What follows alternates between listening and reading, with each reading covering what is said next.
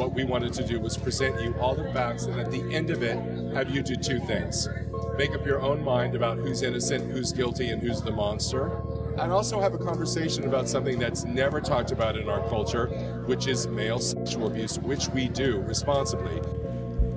You know, I've been thinking a lot lately about how we as consumers are so completely obsessed with true crime.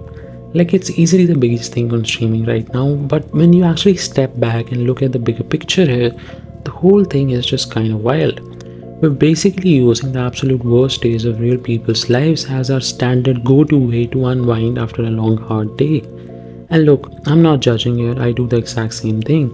But because these shows have gone so massive and honestly pretty dark lately, it just got me wondering what's actually going on underneath the surface here.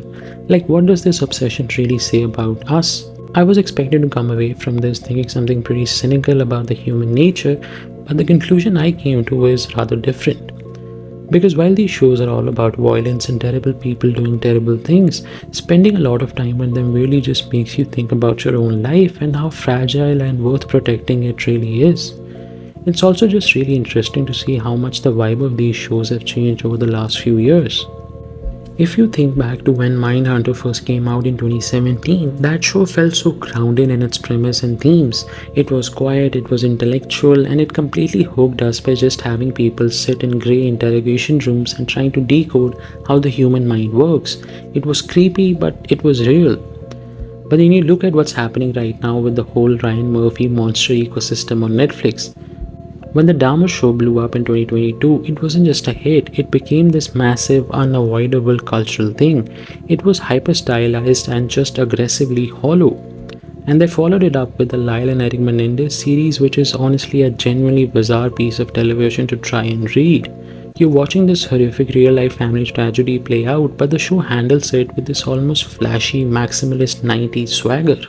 The camera is moving around, capturing the horrific actions in ways that feel ripped straight out of an action blockbuster. The lighting is super theatrical and the soundtrack is blasting pop hits. It genuinely feels like summer blockbuster filmmaking applied to real-world trauma. And don't get me wrong, the acting is great. Evan Peters was haunting as Dahmer, and Cooper Koch and Nicholas Alexander Chavez as the Menendez brothers deliver these incredibly raw, captivating performances. They completely carry these hollow and at times provocative shows. But for me, I think that total mismatch in tone is where it starts to get a bit messy. I don't really have any more issues that I need to resolve because the two biggest issues that I had are both dead. And while I was watching something like the Menendez series, I kept coming back to the same question. What is the point of all of this? Seriously, why are we making these shows? Because if the goal is to help a new generation understand these real-world tragedies, then I don't think a lot of them are doing a particularly good job. Because when I watch something like the Dahmer series or the Menendez series on Netflix, I rarely come away feeling like I have a deeper understanding of why these crimes happen in the first place. These shows aren't exactly interested in sitting down and examining the social, psychological, or personal factors that created these monsters. But they're not especially interested in the victims either.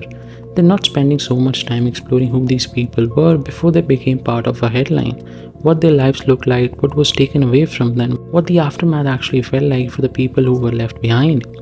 So if the shows aren't primarily interested in understanding these monsters, and they're not particularly interested in understanding the victims either, then what exactly are they interested in? And the conclusion that I've come to is spectacle. They're interested in turning these stories into entertainment, not necessarily because the people making them are malicious or anything, but because that's what the streaming economy rewards. Everything has to be bigger, louder, more shocking, and more addictive. Real-world tragedy gets repackaged into something sleek, bingeable, and easily consumable, which is where my discomfort with a lot of modern true crime comes from. Because while these shows absolutely can start important conversations about abuse, neglect, violence, and mental health, I'm not really convinced they're always the conversations these shows themselves are more interested in having. We had one rule going into this from Ryan, that it would never be told from Dahmer's point of view. As an audience, you're not really sympathizing with him, you're not really getting into his plight, you're more sort of watching it, from the outside. We're now turning real historical trauma into Hollywood escapism. In the Menendez show, the narrative structure gets so loosey-goosey, like it swings so wildly from tragic courtroom abuse allegations to flashy wealthy teen indulgence, that it makes it really hard to take the more grounded elements seriously. For a genre that should inherently be about human lives and empathy, all these blockbuster elements kind of dull out the moments that should actually matter. Instead of deeply exploring things like systematic failures or long term psychological trauma, it feels like these shows are just prioritizing shock information and stylish visuals over real deep characterization.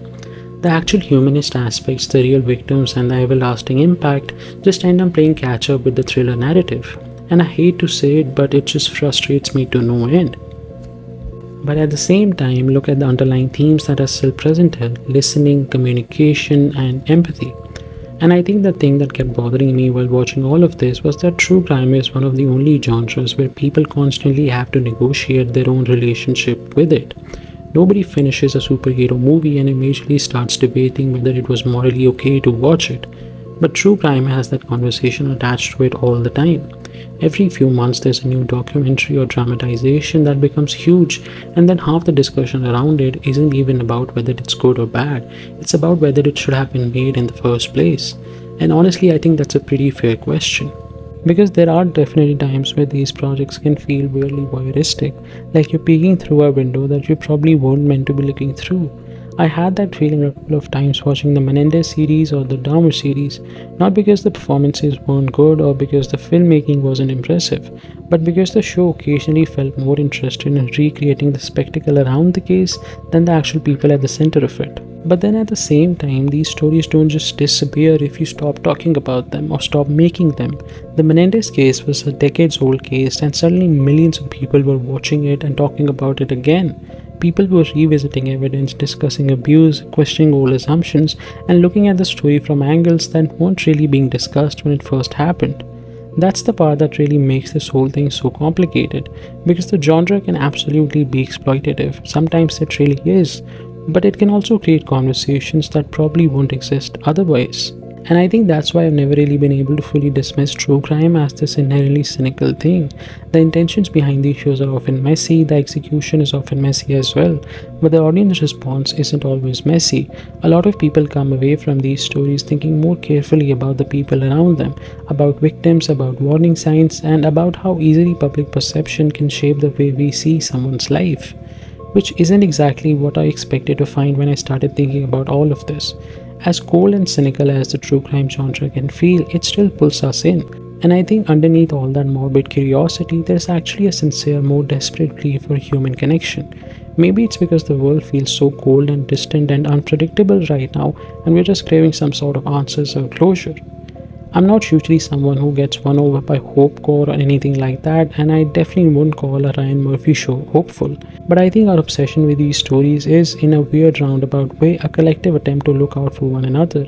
If a show is just pure cynicism, just exploiting evil for a jump scare, we usually find it too empty to actually care about. But when a show actually lands what it's trying to say, it forces us to confront how we treat people. The Menendez story or the Dahmer show or any other true crime series for that matter, as flawed as their execution may be, restart a massive real-world conversation about abuse and public perception. I think it goes without saying that if this genre were driven entirely by exploitation, it would be a total disaster, and in the wrong hands, it frequently is a hot mess. But because we as an audience are approaching it exploring justice and survival, a lot of these shortcomings are completely forgivable because we care so much about the human elements beneath it all.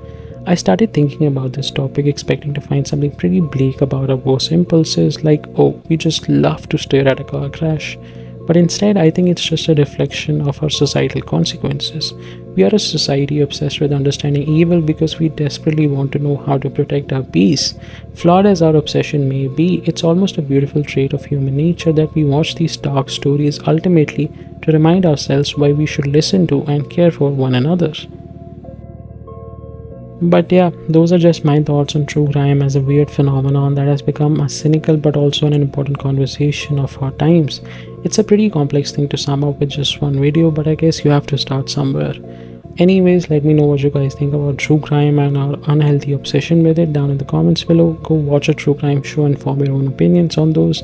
And if you enjoyed the video, please like, share and subscribe. Believe me, it goes a long way for the channel. And as always, thank you for watching, and I'll see you in the next one.